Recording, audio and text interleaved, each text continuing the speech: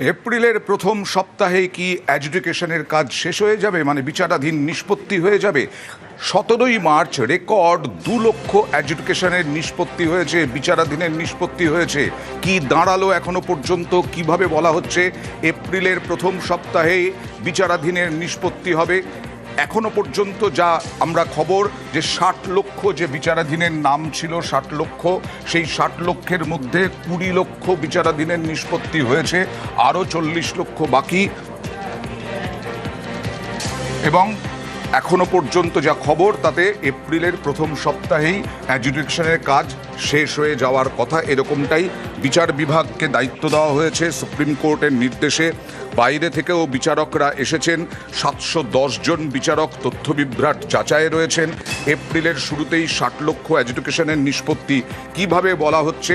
সরাসরি চলে যাব অর্ণবের কাছে। অর্ণব, কিভাবে বলা হচ্ছে যে এপ্রিলের প্রথম সপ্তাহেই এই অ্যাডজুডিকেশনের কাজের নিষ্পত্তি হয়ে যাবে? দেখো, আমাদের রাজ্যে প্রায় 500-র বেশি বিচারক, সেটা ডিস্ট্রিক্ট জাজ, অ্যাডিশনাল ডিস্ট্রিক্ট জাজ, সিনিয়র জুনিয়র ডিভিশন, যাদের 3 বছর অভিজ্ঞতা রয়েছে, এরকম বিচারকরা অক্লান্ত পরিশ্রম করছেন এবং 24শে ফেব্রুয়ারি থেকে যে কাজ তারা শুরু করেছেন সেটা টানা করে যাচ্ছেন। এবং বাঁকুড়া, পুরুলিয়ার একাধিক জুডিশিয়াল অফিসার তারা সেই জেলার কাজ শেষ করে অন্য জেলার ইতিমধ্যে কাজ হাতে নিয়েছেন প্রধান বিচারপতির দপ্তরের অনুমতি নিয়ে। এবং এই জায়গাতে গতকাল রেকর্ড তৈরি করেছে প্রায় 710 জন বিচারক, অর্থাৎ ওড়িশা এবং ঝাড়খণ্ডের 200 জন বিচারককে ধরে প্রায় 2 লক্ষ অভিযোগের নিষ্পত্তি গতকাল হয়েছে। এবং এই পারফরমেন্স যদি আগামী দিনগুলোতে থাকে তাহলে আজকে 18 তারিখ, 18 থেকে যদি আমরা 31 তারিখ 14 দিন, এবং ও মাসের যদি আরও 5টা দিন বা 6টা দিন ধরি 20 দিন, অর্থাৎ এই 20 দিনে প্রায় আরও 2 লাখ করে ধরলে প্রায় 40 লাখ অভিযোগের নিষ্পত্তি হবে। ইতিমধ্যেই গতকাল পর্যন্ত 21 লাখ অভিযোগের নিষ্পত্তি মনোজ কুমার আগরওয়াল সিইও তিনি নিজে এসে বলেছিলেন মিটিংয়ের পরে। এবং আজকেও প্রায় 2 লাখের কাছাকাছি 23 থেকে 24 লাখ অভিযোগের নিষ্পত্তি ইতিমধ্যেই হয়ে গেছে আজ পর্যন্ত বলে হাইকোর্ট সূত্রে খবর।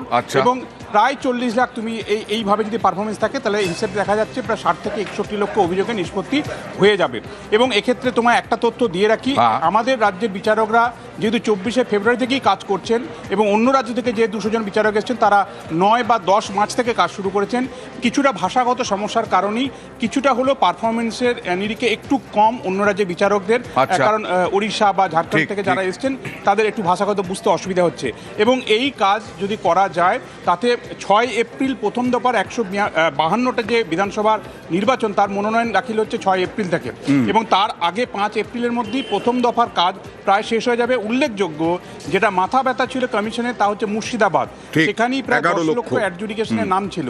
এবং এই মুর্শিদাবাদ মালদাও হয়তো এই প্রথম দফার 5 এপ্রিলের মধ্যেই হয়ে যাবে বলে এমনটা আশাবাদী কমিশন এবং কলকাতা হাইকোর্ট। 11ই মার্চ মুখ্য নির্বাচনী আধিকারিক মনোজ কুমার আগরওয়াল কি বলেছিলেন দেখা যাক। আমাদের 60,06,675 ভোটার্স অ্যাডজুডিকেশনে আছে। ওই অ্যাডজুডিকেশন মধ্যে আমি আজকে যে পজিশন দেখলাম, আমার যেটা আছে ওপিনিয়ন আছে কি প্রায় আজকে 20 লাখ আজকে মধ্যে যেটা আছে নিষ্পত্তি হয়ে যাবে, প্রায় 1/3 যেটা আছে নিষ্পত্তি হয়ে যাবে। আমরা সম্পূর্ণ চেষ্টা করছি কি তাড়াতাড়ি যেটা আছে নিষ্পত্তি হোক।